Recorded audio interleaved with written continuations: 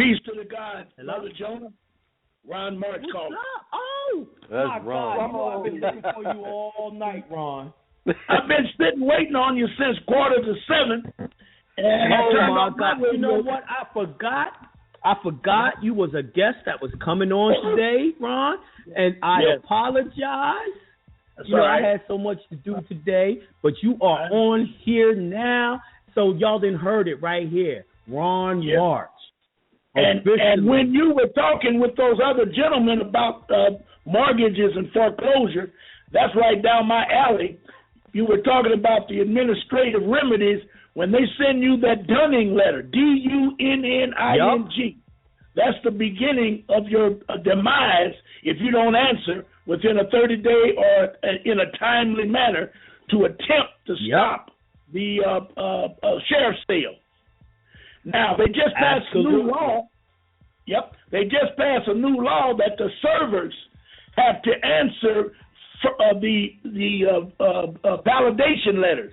See, the servers used to say, well, we don't know nothing about it. We don't have any paperwork. We don't have this. No. With the new stuff coming down from, all of that Obama stuff, they have to answer. Now they have to answer. Now, next thing, once they do the sale, once you read your package of the sheriff's sale, all of those attorneys that sign, they're signing in a false, it's fraud, because they come in and sign it. Nobody knows about the no first-hand knowledge. It's hearsay, but yet they're signing the affidavit like they were there and they know what's going on. Fraud. Correct. Now, here's one good thing that everybody can do. Once you get the letter to come to the district court for the so-called eviction, you always want to go down to number 14. I think it's number 14 on the summons and complaint. And it says you have 14 days or 22 days to answer this summons. Always countersue. Always countersue. And when you countersue, it ties them up in the lower courts. And you can go all the way back to the sheriff's sale and prior to, because all of that was at least in Michigan, all of it is a design eviction from the sheriff's sale all the way to the 6-month redemption and all of that. Yes, sir. You can go to circuit. I went to federal, and I should have went to circuit and filed lawsuits on the attorneys. Always get them damn attorneys. And then you go to the mortgage companies because they didn't answer your validations. And there's a lot more. Then I have a program where I do an audit. Those that can afford to get it, I charge a small fee to get your audit to find out where that promissory note is. Now, the good thing about it is it has to be sold within 90 days of closing. That's why they never, ever can produce it, because it's already sold to Wall Street and it's mixed up and it's gone. So what you have to do is pressure from your letters. Someone has to come forth and show ownership of your property, which they never can do. And then your program about the warranty deed is so beautiful, where you eliminate. It's so beautiful, brother. I just fell out of the chair when I heard it the other day. It's so beautiful because you eliminate the so-called secured interest that they always talk about, that damn secured interest that nobody knows what it is. So once you do what Jonah said in regards to the warranty deed, and then get it authenticated, and then get your affidavit to show complete ownership, I think you got them by the old kazoozies. But as you stop that brother, you can never say what they will do if you don't have your birth certificate project in place. They can almost do any damn thing they want to do. If you can't prove, as this book, 1800 book said, the court will not of itself presume a party to have a better title or better claims for equity than the pleadings of the party himself discloses, which means you have to claim you do, and then you have to prove through evidence that you have the title and you have equitable interest. If you don't show those things, it's hearsay, and they will go right over top of what you're saying. And I ain't going to lie to you, that's what we've been doing for years and years and years. We have our affidavits saying all these things with no proof. That's been our problem. We really don't understand the whole notion of anything that can be proven must be proven.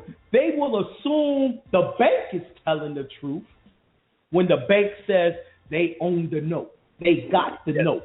They'll let the bank come in with a copy of the note, and it's not a certified copy or anything else. They'll do that for the bank. But when you do that, oh, no. You got to follow all the rules. Yes. And one thing, Ron. Yes. This is Akeem. What's going on, brother? I'm good, brother. How are you? You mentioned something. P. Yes. You said you had a program for a small fee. I want to put that in the chat room. How can somebody contact you for that? RonMarch.com. RonMarch.com. But no. Do my email. RonMarchShow, SHOW, @yahoo.com. Okay. RonMarchShow @yahoo.com. Got it. And I'll give them the information and the fee. And you don't want to start letting them know you have it, but there's so much information in the audit itself that they cannot address. They will not address it. That's the biggest enemy they have. But don't think it's going to be a silver bullet because you got an audit. There's no such thing. No such thing. You're right. Because they'll say, well, we don't know if it's authenticated. We don't know if it's we don't know if this is a real audit. Yes. Yes. So you want to use the information that's in the audit. I used to get it. Yeah, I used to do those, and I used to pull it down from the Bloomberg window, where you could actually, we used to straight verify that this is traded on the stock market. It is sold. It's impossible. They have it, and even that is not a silver bullet. Because then what you have to do is you're going to have to get a professional to come in and actually be a witness for you. Now, you can't get the professional to come in and be a witness for you for the simple fact if you don't know the rules of court to get to the trial. Yes. And they always try to make sure that you could never get to the trial. Yes. Yes. So this is when I knew it was something missing. And what was missing was you never proved that you could speak for the straw man in the first place because you did not establish you were the owner. And Rule 17 of the Federal Rules of Procedure tells you must come in as the real party of interest. Yes. So all bets is off when y'all walk in as whoever. You got to prove you're the owner. Real party of interest is just a fancy way of saying owner. Yes. Owner. And the owner got paperwork to prove he owns it. The owner has the title. Y'all got to get used to pulling out those titles. Did y'all know that the title of your car can get rid of a ticket that you get out in the public? Whoa. I'm all ears on this one, Jonah. Come on with it. Of course it can. Listen, when they give you a ticket on your car, they're claiming that the state owns the car and the state is letting you use it. Yes. Right? That's the basis. So when you actually take your bill of sales, which existed before you gave them the title, and you enter that into the record with your title, they can't tell you what to do with your property. But the now title Jonah extinguishes their claim. Yes, but Jonah, aren't you going? Go ahead. Aren't you going back to the basics? And that is, you have to show that you have control of your straw man in order to argue that point. You know what? Here's the killer part. You're absolutely right, Ron. But since it's so new, they're never going to challenge you. My friend had the issue, and he didn't have the birth certificate. So I said, what I want you to do is go find your bill of sales. If you can't find it, create one and get it backdated to when you got that car. Take the bill of sales and your title and put it on the record with that ticket. On that ticket, write, I do not consent. Yes. And then put that on the record too. Yes. See, y'all got to understand that a ticket is a contract. And if you don't rebut that ticket, you agree with the contract. Correct. Now, also, y'all got to understand everything operates under the UCC. So, first in time, first in line. So, your actual bill of sales beats the title, it beats the ticket, it beats everything, because it actually proves you had a contract with whoever you got that car from. You and him agreed that that car was yours. He never gave it to the state. He gave it to you. You became the owner. Y'all have to learn how to use your titles of ownership. And that was total equitable title. Legal title is the title. Is the title that DMV gives you. But equitable title was the bill of sale. You know, that's in the first part of your mortgage, the covenant section. It's in the first 3 pages that says that you have complete, they use that word seize. Yes. And a lot of us don't know what that word means. And you're supposed to pull that out and prove that you were the owner. Later on, they come with the mortgage and try to say that you were a renter. Yes. It's written inside your trust paperwork. You know. Yes. But I've never seen that. They make us a tenant.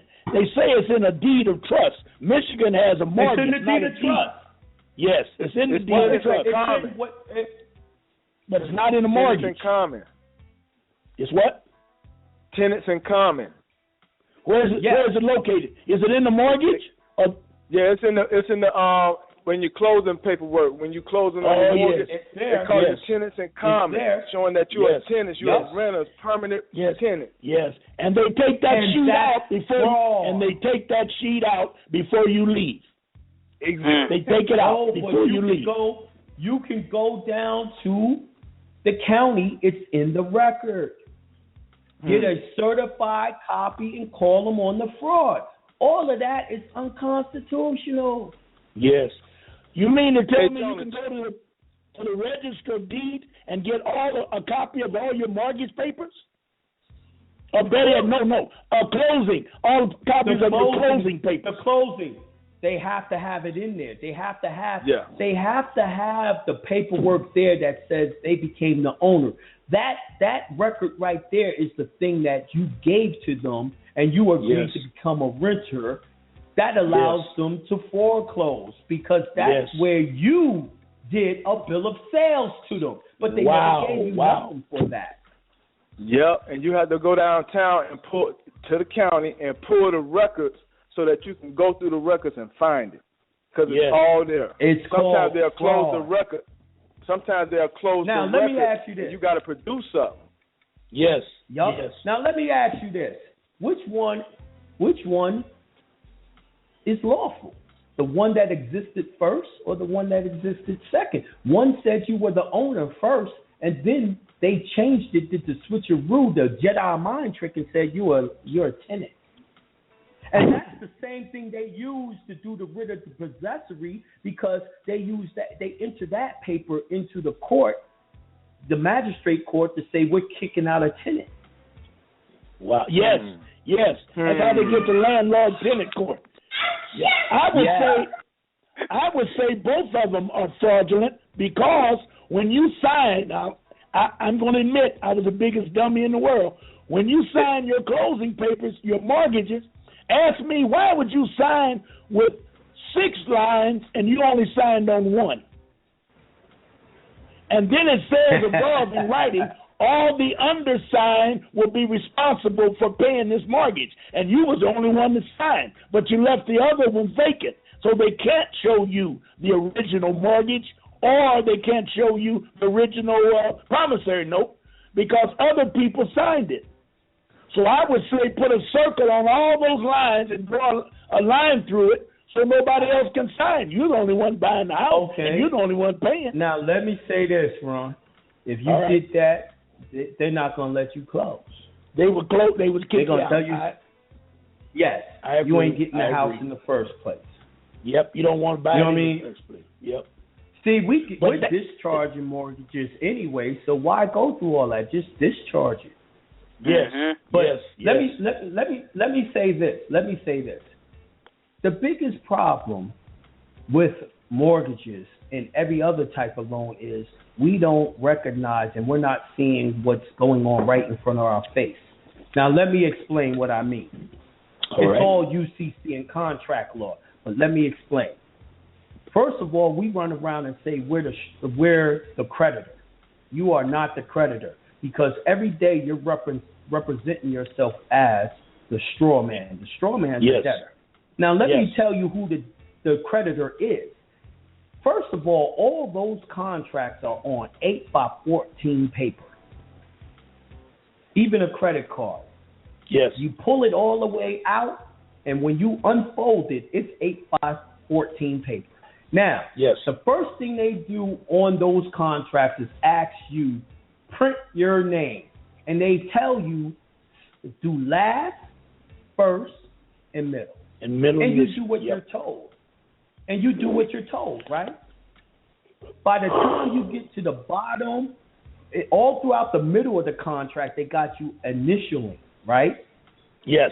By the time you get to the bottom of the page, the right-hand side, they tell you to sign again. But this time it says first, middle, last. And you do what you're told. Yes. You sign it that way, right? Yes. Don't you understand? You just had two different entities on the paper. Unbelievable. You had the creditor signed at the top, Scott, Jonah, John. That's the one that they get the money from the Treasury, from him, right? But the debtor, he borrowed the money from Scott, Jonah, John, and who played the middleman called intermediary? Bank of America. The bank is the middleman for the creditor side to the debtor side. So you actually borrowed money from the creditor side of the straw man, which is Scott, Jonah, John, and the debtor owes the money to Scott, Jonah, John, but it is what y'all call the servicing company that goes in to collect. Yes. This is why they never show you who is the creditor of the loan. Well, one thing for sure, when you went to school, now correct me if I'm wrong, they told you the debtor, now I'm talking about high school when you was learning little arithmetic and math, the debtor was the positive side, the creditor was the negative side. Exactly. This is why the federal government only deals with your last name, first name, middle name, or middle initial. They only deal with that. Now, everyone else wants to deal with the first, middle, last because they're grabbing money from the debtor. Yes. And that damn bank, it switches. The debtor in the bank is the negative, and the creditor is the positive. And you ask any banker, why is that? They look at you like you crazy and say, damn, I never thought about that. What the hell are you talking about? They never thought about it. But listen, I've got some other news. To me, it's good news. You may have heard it before. Go ahead. Title 11, 524 of the Bankruptcy Act. I think it's 524. It says when you complete your bankruptcy, now everybody listen carefully because you can go read it for yourself. When you complete your bankruptcy, every judgment, every attack on you financially is defunct. They have to start all over again. Absolutely true. Yes. Now the problem is, you're about to lose they try to tell you, Ron. They try to tell you that you can't get rid of child support. You can't get rid of taxes with that. That's right. and school loans you can't get rid of. Yep. All because y'all don't know no better. Yes. They hit me, and not only did they cheat, they switched my case number. It threw me for a flip. I had everything in order. Ron. Huh? They do that a lot, Ron. What they do is, now let me tell y'all with the Rule 5.1. All right. I love that. Challenge. I love that rule. If you lose your constitutional challenge, most likely you lost it because they switched up the case number, and you don't have that in that case number. So then they make you lose, and then you say 5.1 didn't work. It didn't work because you're not smart enough to see that they changed the damn case. Now let me tell you what they also do. They'll give you the same case number, but they'll change your name up, which means it's a different case. Whoa. Y'all got to learn how to use your intelligence to see the games that they play. Because, there's no other way they serve on that second case number, they served me on a Friday and told me to come to court Monday for eviction notice. Eviction. Mm-hmm. And they took and the rule says they have to start all over again. So they should have or must come back and tag my house, give me a new dunning letter, go through another sheriff's sale, go through another 6-month redemption. All of that was supposed to start because whatever I did in fighting, it was defunct after I come out of bankruptcy. Unbelievable. And here's another thing. But see, go ahead. Let me tell you this. This is a good one. I had some private property, so I told them to shut off the lights and gas 2 years, and they said okay, but they forgot to turn it off. So when the bill ran up to about $6,000, they kept bugging me that I'm gonna pay. I told them to go kiss it where the sun don't shine. So they told me on a Friday, well, listen, Mr. Marks, if you don't pay this $6,000, we're gonna put it on your house bill, and you know what that means. So I went down Monday morning, filed bankruptcy, got a new case number from DTE, Lights and Gas, and then I refused to pay when I was in bankruptcy, and then when bankruptcy was over, they told me they were going to shut it off again. I said, wait a minute. You didn't ask for a stay. You have to lift the stay in order for me to make payments to you. They said, oh, no, they don't do this, they don't do that. So I said, well, I had a family to preserve, so I did some dippity-doo-dahs. I ain't going to go into that on the air, but I did something and got out of it. But I want people to know if you're paying anything, lights, gas, child support, when you go in bankruptcy, everything you pay is null and void while you're in bankruptcy. And then they have to put in what they call a stay, S-T-A. They want to lift the stay in order to come in and make you pay. And when it's over, you're right back at square one. You can start all over again. But I didn't know it. Here's the funny thing. Go ahead. A lot of people go into bankruptcy. They really supposed to be doing a Title 11. Title 11 is a total liquidation, and you don't have to pay no more once it gets done. But they'll try to tell you you can't do that as a person. They're lying. A person is a corporation. Yes, you can. Yes, you can. Wow. Yes, you can. Yeah. Well, there's so much they could never come back.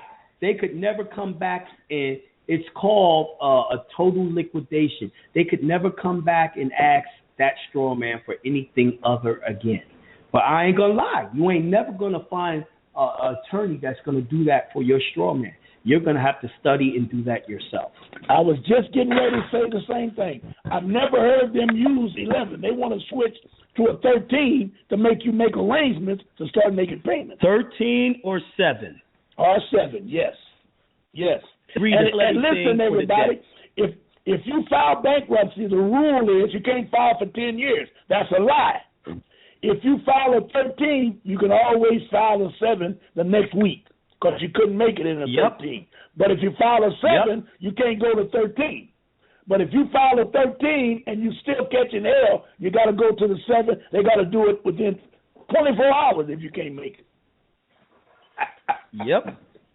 And those damn lawyers will tell you, no. Hold on. Let's talk about this too. Y'all have to do emergency bankruptcy, and y'all think y'all got to fill out all this paperwork beforehand.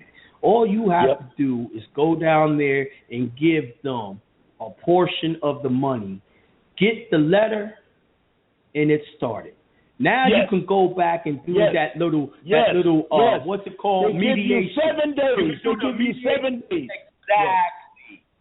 Exactly. I did mine when I went down there at 9 o'clock. When I went down there on that Monday at 9 o'clock, I had my certificate number. You know, that certificate number. And that's all you need to stop all the madness. The then they gave you 7 days. That's for where you got to go for that counseling, right? Yes, but that's the counseling. They try to tell everybody right now. Until you do they call it green pass. You can't. You should go right now if you think you're going to have problems in the next 6 months, because green pass will work for 6 months. It's only $50. Right. You can go tonight and do green pass and just hold it. And when you think you can't take no more, run down there and put that sucker in, just like Jonah said. In an hour, you'll have that. No, when you do green pass, they'll give you the number. They give it to you right there, Ron. It's like 10 minutes. Yes, and you can go call the people and they'll say, well, give me the number. You got the number, and everything will stop. But now they're going to put pressure on you that you got to get all the other paperwork in within 7 days. I think it's 7 days, something like that. But people need to know that. Ain't no sense in panicking. But we got a problem as black folks procrastinating, sitting on our butt, don't do nothing until the last minute, and then you think you're going to bring that drama to me. I say, take that drama to your mama. I can't handle that. Yeah, you have to get that down. Take it, drama to your mama. I can't handle it. It's too much. I'm telling you, unbelievable. I hear you. Take that drama to your mama, because I can't handle it. Oh man, I tell you, it's good when cats like Jonah's a genius. I'm telling everybody, this cat's a genius. I done been around the world twice and met everybody 3 times. But Jonah, I never met a brother like this. And I love him because he say, well, listen, don't believe me. Kiss it where the sun don't shine. Go look it up for yourself. And if it ain't in the book, then don't do it. And every one time he drop a bomb, you know it's laying there looking at you. I love it. Hey, I'm loving the conversation, but I'm going to bring some more callers in. Let's see what the callers got to say. We got some heavyweights on the phone tonight, man. Yes, we do. 336-617. Peace to the God. Welcome to the show, Hindsight. What's going on? Oh, nothing, man. Just taking it all in, man. I'm glad to be on the phone with these heavyweighters. Oh, my God. Yes, sir. Taking it all in, man. Just trying to jot down so I can go back and study when I get done. But I just got a few questions. Come on.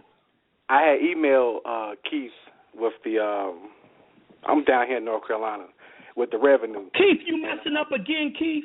No. I just wanted to, just everybody know. No, ain't nothing like that.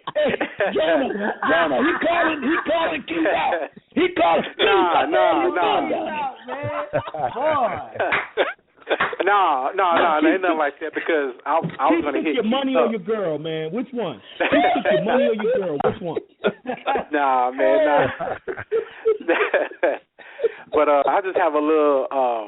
I was going to go through the whole administrative process with North Carolina Department of Revenue, but I just want to go ahead and exit on off and discharge it. I went and bought the check software and everything, and I basically formatted it. Why did you buy the check software? Well, that's because that's all they had at Office Depot. I told you just go get the paper, and you could have just put it out yourself. You know what I mean? Listen, the check software makes you use routing numbers, right? Now here's the problem, brother. Routing numbers. Here's the problem. Hold on. I want you to hear this. It ain't what Jonah says. This is what they say. 12 USC or 11. You ever heard of it before? Yeah. Okay, hold on. I'm going to read it for you. I want to make sure you understand it. I'm going to read it for you and break it down. Okay. Federal Reserve notes to be issued at the discretion of the Board of Governors of the Federal Reserve System for the purpose of making advances to Federal Reserve banks through Federal Reserve agents as hereafter set forth, and no other purpose are authorized. Now, did you hear where it said that if you got Federal Reserve notes, you are a agent of the Federal Reserve and you can't use nothing else? Yeah, I heard it. Yeah. Okay, hold on. Let me keep on reading. And it says, the said note shall be obligations of the United States and shall be receivable by all member banks and the Federal Reserve banks for all taxes, customs, and other public dues. Did you just hear them say that if for everything public you have to use Federal Reserve notes? Yeah. Okay, now let me go on. They shall be redeemable. Federal Reserve notes shall be redeemed in lawful money on demand at the Treasury Department of the United States, in the city of Washington, District of Columbia, or at any Federal Reserve bank. But hold on, brother. I got to take you somewhere else. Yes, the next place I got to take you is I need you to Google lawful money. Okay. Because you got to know if the only thing that can extinguish a Federal Reserve note is lawful money, you got to know what the hell is lawful money. You understand? So when you're trying to discharge, you're really trading lawful money for Federal Reserve notes. That's what the discharge is. So hold on. We went to lawful money. I like going into Investopedia because it's a damn encyclopedia on money. Now, what do they say? This ain't Jonah saying it. You know, this is what they say. Definition of lawful money: any form of currency issued by the United States Treasury. Did y'all hear that? Any form of currency issued by United States Treasury. Let me ask you a question. When you get a tax return, who gave you that tax return? The Treasury. So that was lawful money. But let me tell you something. Where did it to? Fiat money? The question you got to ask yourself is, damn, how'd I do that? And y'all be doing that shit all day, every day. But hold on, let me keep on reading. I don't want to tell you what Jonah says. I want you to know what they said. Not the Federal Reserve System, including gold and silver coins. So a lot of people, when you ask them what's lawful money, all they say is gold and silver coins. No. There's other things besides gold and silver that is lawful money. The next thing it says, Treasury notes, that's lawful money. Treasury bonds, that's lawful money. Oh, my God. You mean to tell me your birth certificate, when you authenticated all the way up, became a Treasury bond? It became lawful money? Why the hell y'all think I told you that your birth certificate becomes a letter of credit? That's why it says full faith and credit once you get it back from these people. Hold on. Let me keep on reading, though. Let me keep on reading what they say. Lawful money stands in contrast to fiat money, to which the government assigns value, although it has no intrinsic value of its own and is not backed by reserves. Did you hear what they just said? Yeah. Fiat money has no value. Intrinsic means it's basically monopoly money, no value. Yes. Fiat money includes legal tender, such as paper money, checks, drafts, and banknotes. Oh, my God. Now I want you to understand. I got to stop right here. Don't you know if you make that check on your computer and you put Federal Reserve routing numbers on it, did you know you just created fiat money? Okay. Doesn't Federal Reserve routing numbers belong to the Federal Reserve System? Yeah, but you know what, Jonah? Here's the thing, though. Hold on. Let me stop you. Hold on. I need you to really understand this so you can get your discharge. Let me finish breaking it down. Even though you may understand right now, everyone don't. Let me break it down. So, on the back of your Social Security card, isn't that a Federal Reserve number? It belongs to one of the 12 Federal Reserve banks. The red number on the back. Matter of fact, the F stands for Atlantis Federal Reserve Bank, right? So if you take that number and put it on your check, didn't you just create a check in the fiat system? If you use that routing number, okay. What about the red number on your birth certificate? That's one of the 12 Federal Reserve banks. So if you use that number on your check, you just use fiat money again. Now remember 12 USC 411? That's not authorized. That means your ass could get locked up for that. Now what about people who's out there using those y'all call them closed account checks? Ooh. Now, damn it, the whole damn instrument belongs to Bank of America. Now you understand why people get locked up for that. Now maybe you can understand why when y'all writing these instruments, they're not working the discharge. Because the only thing that discharges fiat is lawful money. This is why I tell y'all, when y'all write the instrument, I teach you on the memo, when it's time for your signature, you do what is called a restricted endorsement. You're supposed to write redeem in lawful money and then sign your name. Now you just turned it into lawful money. Now I also tell you to use the law called 31 USC 3113, where I say in the memo you're supposed to write to use only for public debt, and then you put your own account number with the bank or your own loan number.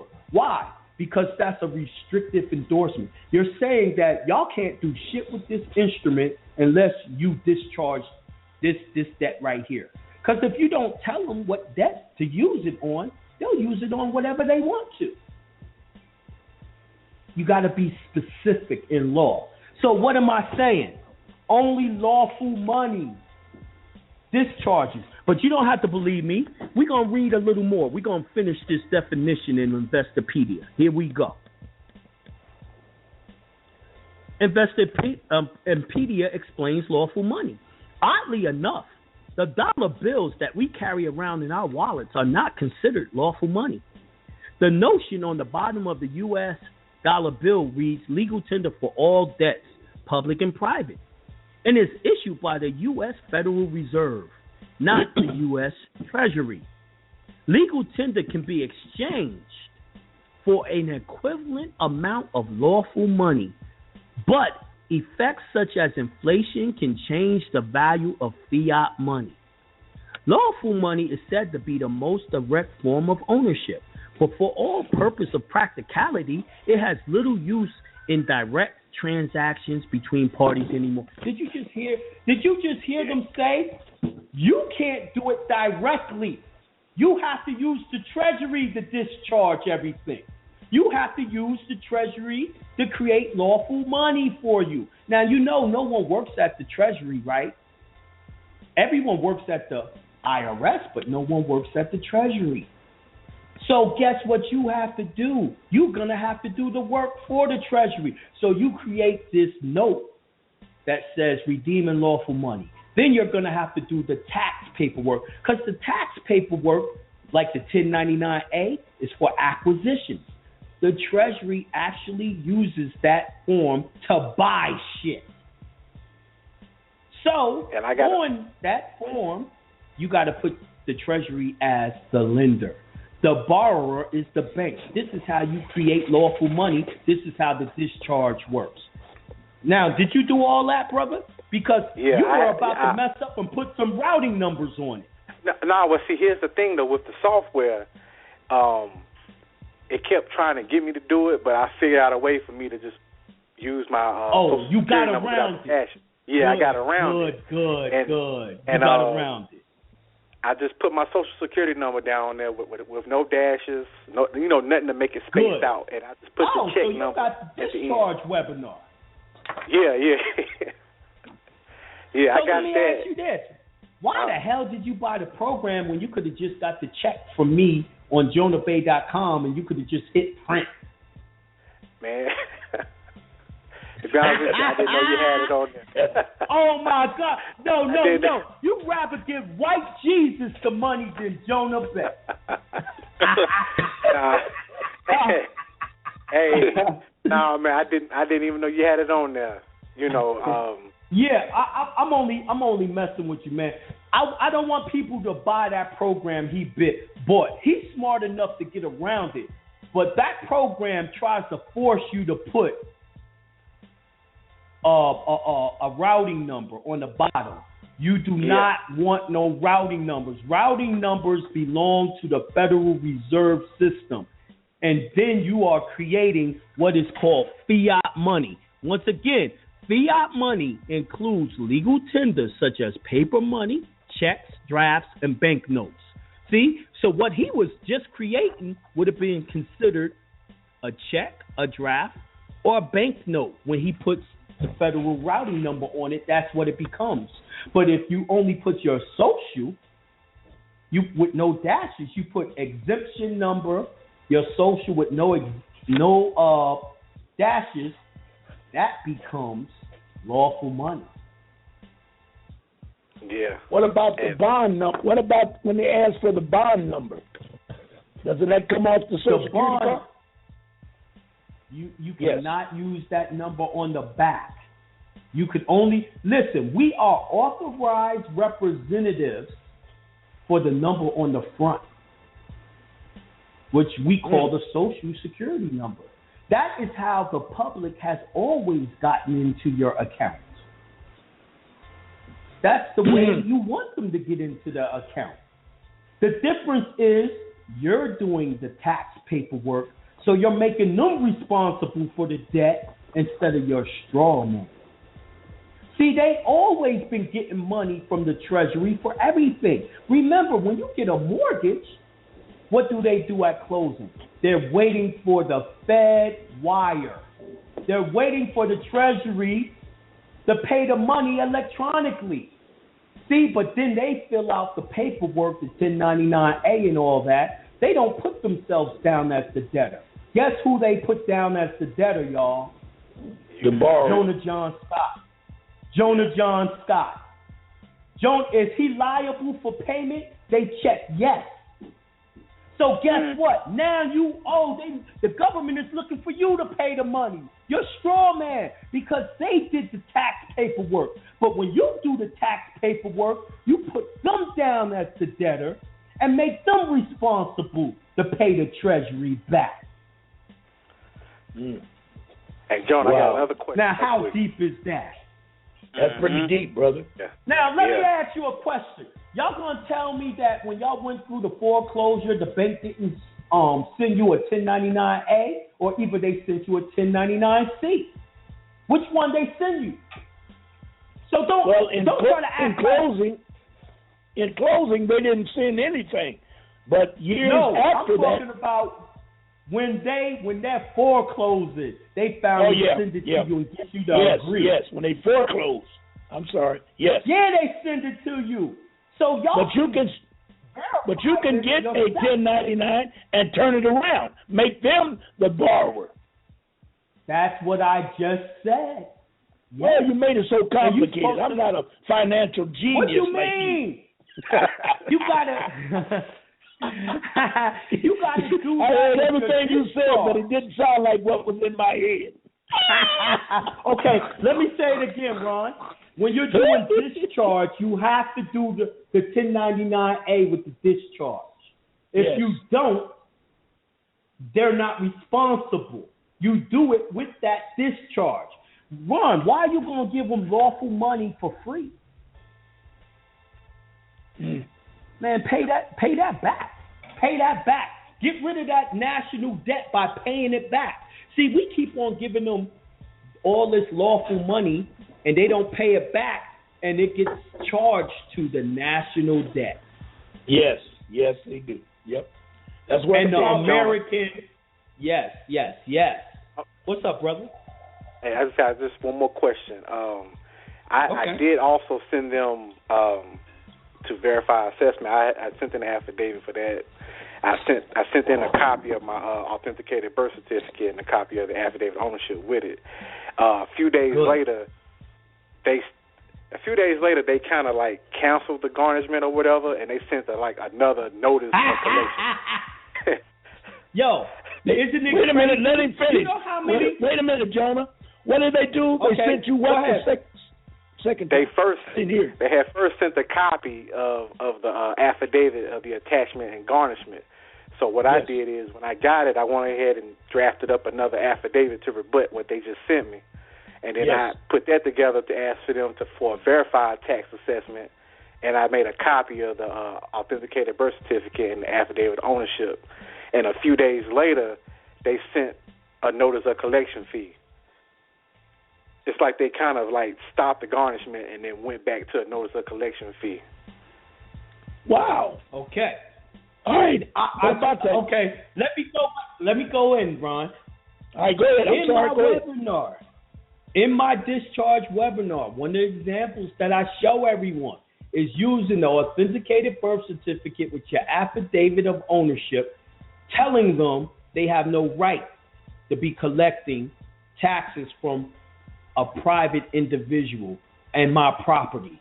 And it shuts it down completely, and they stop garnishment, and they say it's zeroed out. So your letter was right, but you should have made it more stronger with you being the owner.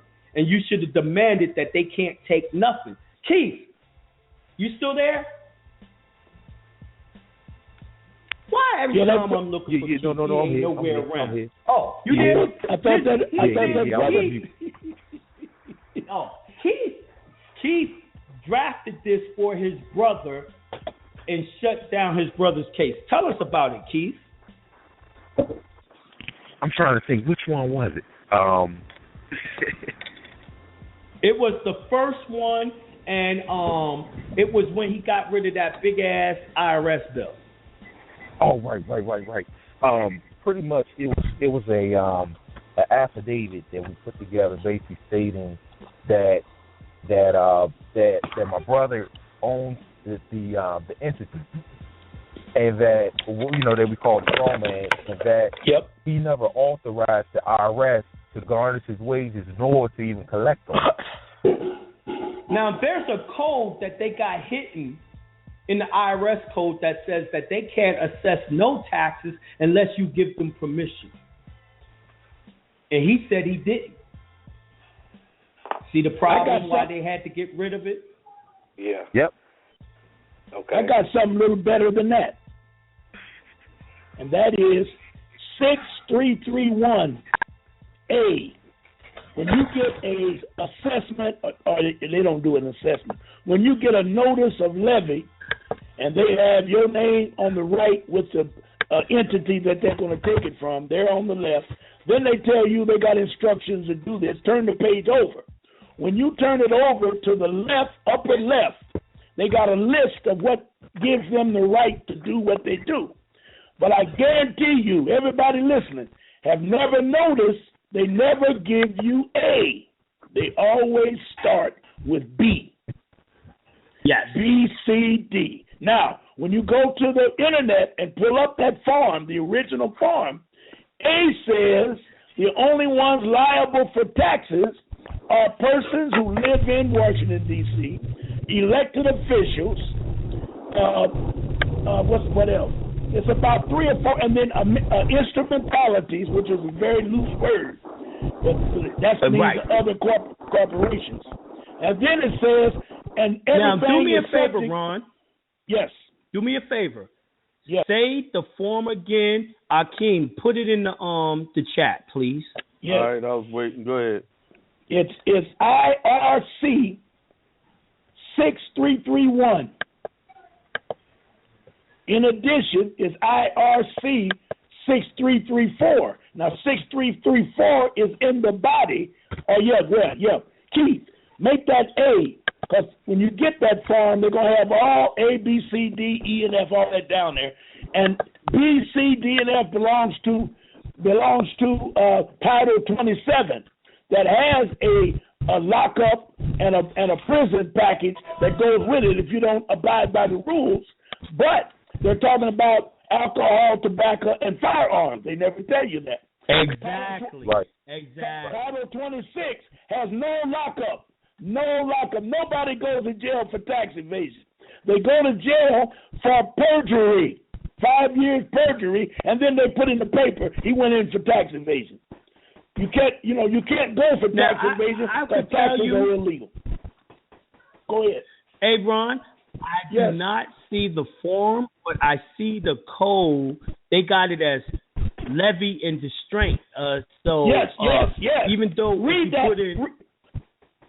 that, Jonah. I will read it.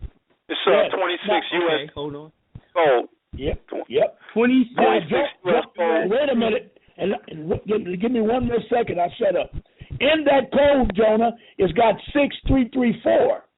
So when you turn to 6334, everything you do in your lifestyle, everything from shining your shoes, brushing your teeth, buying food, feeding a dog, all of that's exempt. A, B, C, D, E, F, G. Every one of them is exempt. And it tells you in 6334. Now, I'll shut up. Go ahead and deal with it. Right there. That is the actual code of 6334. Now, let me say this. If you want this code right here to work for any IRS problem every time, I suggest you call the Library of Congress, find out what the real public law for this is, and actually get a certified copy, and they'll run from you every goddamn time. I'm talking about the people who are in court being sued by the IRS. That's how y'all going to shut them down, y'all. Yes. So you're saying... Thank you for that, Brother Ron. Now, you're going to read that A. Now, Jonah, you're going to read that A. Yes, I am going to read the A form. All right. Yes, I am. One question. Go back to it right now. All right, one question before you read it. You're saying that go to the IRS and ask them for a certified copy of 6331? No, remember, Title 26 is a public law that was done by actual Congress. You're going to call the Library of Congress and ask them for the actual certified copy of the real public law. This is the code, but they have the public law. When you get the public law and you enter it into evidence and you say, I accept that this ain't me. I accept that no one can be charged with this. They ain't got no choice but to get rid of your IRS case, whether it's on OID or anything else. Yes. That's real. All right, brother. Everybody be quiet and listen to this. This is one of the best things I ever seen. Okay. Authority of Secretary. This is 26 U.S.C. 6331. A, authority of secretary.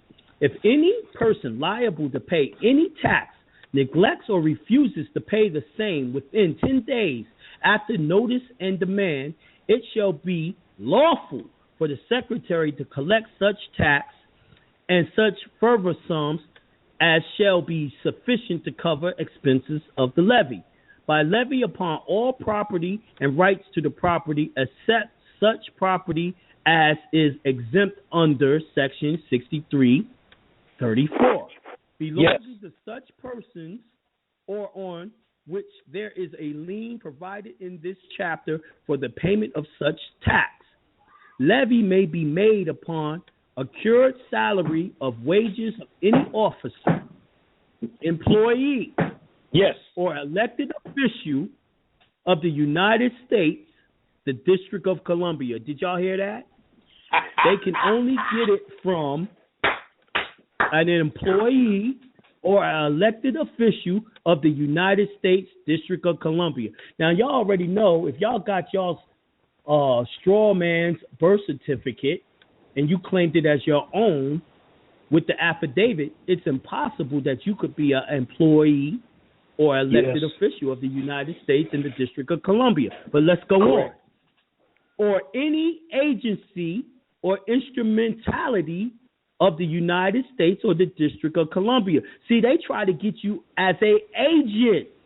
Yes. That's what I showed you in 12 U.S.C. 411. But you cannot be an agent when you have the birth certificate authenticated with the affidavit. But I'll go on. Yes. As defined in Section 3401D of such officer, employee, or elected official. Now, they said the only way they can do it is by serving a notice of levy on the employer as defined in Section 3401D of such officer, employee, or elected official. If the secretary makes... Now, I want y'all to also know that the only one that can levy you is the secretary. It keeps on saying only the secretary can do not it. An agent. Not an agent. Not an agent. The secretary. Hey, Jonah. I want to make, sorry to cut in, but I want to make a point. You got to go to the definitions. I wish I had Dave on the call because we go over this a lot. The secretary really refers to any agent of the IRS. But when it says Secretary of the Treasury, it's specifically talking about the Secretary of the Treasury. Right. Yeah, you're right. Yes, it is. Now, let me tell you something. Everyone that works in the IRS, now, does it say that it could be any employee of the IRS? It got to say that specifically, because if it doesn't, only the secretary of the IRS can send it out. That means I got this, I'm officer, my secretary got to send it out. The agent can't. You got to be specific, but anyway, let's go on. Yes. If the secretary makes a finding that the collection of such tax is in jeopardy, notice and demand for immediate payment of such tax may be made by the secretary, and upon failure or refusal to pay such tax collection thereof by levy shall be lawful without regard to the 10-day period provided in this section. Now, so they said you got to go down to 6334. But like I said, this is a code, so you're going to have to go get the real law to hold their ass to the fire if you're in court with this. Yes. Now if you read 6334, Yes. Just read the titles. It will rock your noggin. Okay. Go ahead. Okay, just the titles of 26. Just the titles. Enumeration, wearing a pill of school books, fuel, provision, furniture, personal effects, books and tools of trade, business or profession, unemployment benefits. Now, you know they be having y'all pay goddamn taxes on unemployment now. Y'all know that, right? Yes. Right. Undelivered mail, certain annuity and pension payments. Now, y'all know good and damn well when y'all pull money out them pensions, they be making you pay we got to pay taxes on it. Yes. Worksman compensation, you know they be doing that. Judgment for support of minor children. They make the man, the non-custodian, pay taxes on the money that he pays in child support. According to this, it's supposed to be tax-free, exempt. Yes. Minimum exemption for wages, salary, and income. Certain service-connected disability payments, certain public assistance payments, assistance under job training partnership. Basically, every fucking thing y'all do publicly everything you do in life is exempt. Yes. Ain't that something? And this is what I mean when I say we suffer. Because we don't know. That's right. No, we don't know. We don't know. When you listen, Ron, let me ask you a question. Yes, sir. How are you going to know what you don't know? It's totally impossible. Can man all right, listen.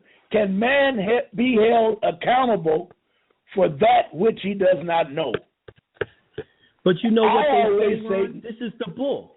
This is the bull, Ron, because they always say, your no knowledge of the law is no excuse. Correct. Yeah. They're holding you. They holding stuff that you don't know against you. Correct. Fraud. Correct. But if you don't have knowledge of it, you think it's a part of your lifestyle. So is it really hurting you? It doesn't hurt until you realize that they're screwing and tattooing you.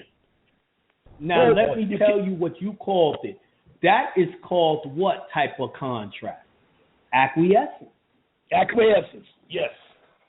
Can I tell you a story about acquiescence? Please do, Ron. Please do. You might tell you a little story. I run this on my class. I go to church. I don't go to church, but this is a story. I go to church and I see a lady that lives in my block. So I walk over and tell her, I say, ma'am, my name is Ron. You live in my block. I wonder if I can get a ride when you get home. I mean, when the church is over. She looks at me I know and this throws her head story. up. Yep. Did I tell you about that? She looks at me and throws her head up and walks away. Ron? Don't you know I'm one of your students, Ron? I listen to you. I forgot. I love anyway, I go get in the car. I'm sitting in the car. When she come out, she panics. Get out. I'm just sitting there, ain't saying nothing. So they go get the preacher and the deacon. Here they come. Oh, get out. We going y'all get away from here. So now they say, call the police. All right. So they call the cops. Here come old White Peckerwood. Here he come. He got his pistol. He said, get out of that car. So I get out. So he said, what's the problem? I said, I don't have a problem. But man, what's your problem? He's in my car. And he say, why? He wants me to give him a ride. Mr. Marsh, did you ask for a ride? Yes. Did she say yes? Yes. I didn't say yes. Cop said, what did you say? I walked away. I'm not talking to him. So now the cop looks at it and says to me, you, go over there and stand by that tree. I'll handle this. So he over there. I go over to the tree. He comes over there and tell everybody, well, I'm a rapist, I'm a gunman, I kill people, but we're going to put him in jail, but everybody go home. Thank you, Mr. White Man. Thank you, praise Jesus, blah, blah, blah. When they leave, he comes over to the tree and give me $20. He said, get a cab and get the hell out of here and leave these people alone. Now, what happened there? She gave me an acquiescent affirmative that she was going to give me a ride. And she reneged on the contract. Correct me if I'm wrong, Jonah. Yes, she did. Yes, she did. I mean, and everybody looks at me doing that. And guess what? That's what they're doing to everyone. When y'all doing this lawful process with this birth certificate, when y'all doing all this stuff out here, y'all keep on letting them give you what is called a counter affidavit. And y'all keep on acquiescing. Yes. When they send you stuff and say, get this garbage out of here, this ain't law, this don't work, and you don't rebut it, you just like that woman in the example that Ron just gave. Yes. It will undo your constitutional challenge. Yes. It will undo everything that you're doing out here can be undone with just one acquiescence contract. The same acquiescence contract is how they foreclose on you. It's how the IRS garnishes you. Everything is done by contract and y'all acquiescence. Go ahead, Ron. I was just going to say that by us being that way, they can take our liberty, our freedom, and everything away from us, and we never know we had it because we never challenge it. Okay, so here's the biggest acquiescence contract, Ron. Yes, that's the one. The birth certificate. The birth certificate. You never agreed to that. You never signed on the dotted line to be a 14th Amendment citizen because they created the 14th Amendment with the birth certificate. Stop acquiescing to it. Stand up and say, I don't agree. I do not agree. And listen, every first line of defense for the corporations are idiots. And now I don't have to say it so ugly, but there are persons that really don't know. So when you go in there and run into that first line, a cute little girl in nice clothes and all of that, you say something to her, she look at you and say, look at the sheet, because the man told her, don't let these kind of people come in. When they say this, you say that. When they say that, you say this. So she'll run that on you. Now you'll walk away. That's called a train. I went down there, and they told me it wouldn't work. Who told you? Well, some chick behind the counter. I said, oh, Lord. You don't need to be free, because you are an idiot. You know what I mean? And now it's getting so bad that the supervisors are idiots. And that big boss sits back in that room and watches everybody and what they do at those counters to keep people like Ron Marks, Jonah Bay, and Keith away. Don't let them come in here, because I hired you to keep them kind of people out of here. And they say, you can't come in. I've seen it, man. I've seen it. And they go off on you. Now they'll call the police, and you're going to be in trouble. You don't watch out. Yes, sir. So they're going to call the marshals and get you escorted out of the building. Well, we're coming at the top of the hour. It's been a great show. Thank you, Ron Marks, for coming on, hanging out with me. I didn't mean to come in and take over, Jonah. I just thought I'd tap. Oh, my God. I told you came here so people will know you ain't no joke. And Ron Marks is like my daddy, y'all. Y'all don't even know. Y'all don't even know. So now y'all know. So there it is. All right, with that being said, I appreciate all of y'all coming on with me tonight. We gave them 2 hours. We're going to do this again on Wednesday at 7 p.m. Hey, Ron, tell them where your show is so that they can come and check out the Ron Marks show. Tomorrow at 7 o'clock, I do it from Texas. I got a lady blogger out of Texas, Shira. And then Wednesday, I do another blog from a sister here in Detroit named Beverly D. And then Saturday, I do it on my own. I just go bonkers on Saturday because I'm all by myself. But these two ladies, I love to work with you and on this type of simulcast because we can add stuff and I get a chance to think and drop it on you what I know. So that's why I love what I do when I do it. So I appreciate you for inviting me. And I want everybody my website, Ron March Show, SHOW, Ron March Show at yahoo.com. Give me a shout out. I'll put you on my mailing list because I'll be blasting every day. All right. So I'll say good night to you, Jonah. Thank you, Ron. And Keith, good night, Ron. All right. Tell Keith to answer that brother when he calls next time. Will do. Peace and love. Peace to the God. Peace. Peace to the God. Peace. Hey, I appreciate all my co-hosts for coming on today. You know, they're about to jump their shows off, and I know it's going to be great shows. We're going to keep on bringing y'all this hot information on Hindsight Radio. Don't be scared to share it with your friends. And, you know, we're gonna make this something special, all right? Peace to the gods. Thanks for coming and listening.